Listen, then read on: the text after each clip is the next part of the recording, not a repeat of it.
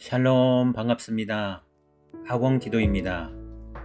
말씀 한 주 살기 13번째입니다. 저는 늘 고민하는 것이 있습니다.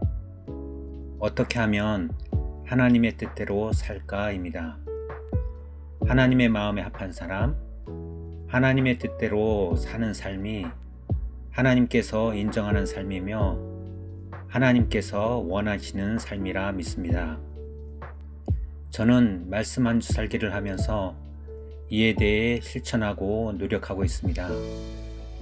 이 실천이 하나님의 말씀을 바로 보게 되고 바로 본 말씀을 삶에서 실천하니 영적 성장과 성화가 이루어짐을 느낍니다.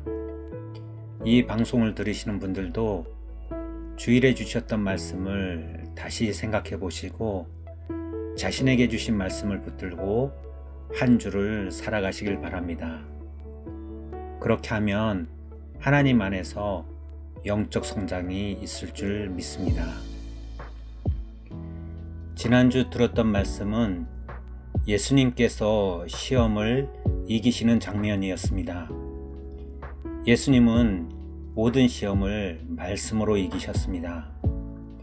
하나님의 말씀이 사탄의 전략을 이기게 했던 것입니다.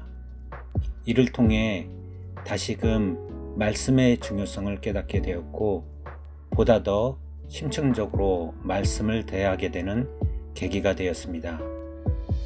사탄의 전략 가운데 성경을 들어 사용하는 것을 보게 되면서 지금도 하나님의 말씀을 왜곡하거나 잘못 사용하는 사람들이 많은데 이를 잘 분별하게 하기 위해서는 또 성경을 바로 아는 훈련이 필요함을 느끼게 되었습니다.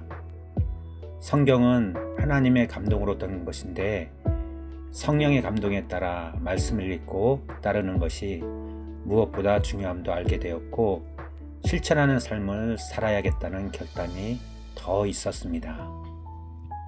이번 주 들은 말씀은 예수님께서 시험을 받으신 후 갈릴리 지역에서 말씀을 전하셨습니다. 아마 치유의 사역도 하셨을 것입니다. 이후 고향인 나사렛에서도 말씀을 전하시는 예수님의 모습도 볼 수 있습니다. 그러나 예수님은 고향에서 환영을 받아야 함에도 불구하고 배척당하셨습니다.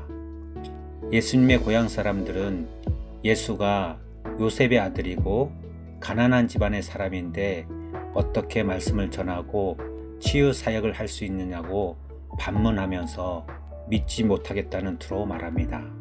하물며 예수님을 잡아 낭떠러지로 밀려고 하는 장면까지 나옵니다. 참으로 안타까운 모습입니다. 이번 성경 본문을 보면서 예수님이 진짜 구원자이심을 믿어야 한다는 것을 알 수 있었습니다. 진짜 메시아가 왔음에도 나사렛 사람들은 예수님의 말씀을 들으려지 않았고 믿지 않았습니다. 오히려 예수님을 배척했습니다. 나의 삶에서 예수님을 온전히 믿고 있고 배척하고 있지 않은지 살피는 한 주가 될 것입니다. 그리고 예수님을 온전히 믿고 주신 말씀대로 사는 한 주가 될 것입니다. 예수님이 주시는 진정한 회복은 누가 누릴 수 있는가? 라는 질문에 답은 예수님을 믿는 자만이 누릴 수 있다입니다. 당시 나사렛 사람들은 예수님을 믿지 못했습니다. 그 믿지 못한 것은 자신들이 가지고 있었던 선입견 때문입니다. 요셉의 아들이다, 목수의 아들이다, 그의 가족들을 다 안다, 가난한 가족이었다라는 선입견 때문에 예수님이 구원자이시며 진정한 회복을 주실 분임을 알지 못하게 되었습니다. 이들의 진짜 문제는 선입견이며 불신앙이었습니다. 나의 삶에서 온전히 예수님이 나의 구원자시며 온전히 회복하실 분임을 믿는 믿음을 가질 것을 결단합니다. 그러면 어떻게 하면 회복될 수 있을까? 선입견을 넘어 믿음으로 나아가야 회복될 수 있습니다. 예수님은 엘리야 시대와 엘리사 시대를 말씀하시며 선입견을 넘어야 함을 말씀합니다.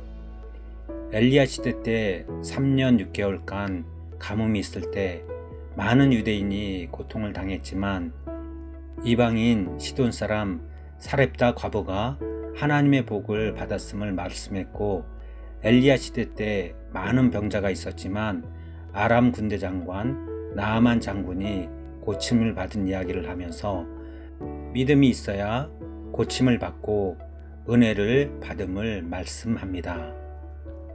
저도 오늘 말씀을 보면서 선입견을 넘어 믿음으로 나가기를 기대하고 예수님만 바라보고 나갈 것을 결단합니다. 우리에게 온전한 회복을 주시는 분은 예수님이시기에 그분만 믿고 따르기를 결정합니다. 저는 오늘 이렇게 말하고 싶습니다. 믿으면 삽니다. 온전히 예수님만 믿고 따르는 한 주 되시길 소망합니다. 그리고 온전한 믿음을 주십시오라는 기도를 할 것입니다. 감사합니다.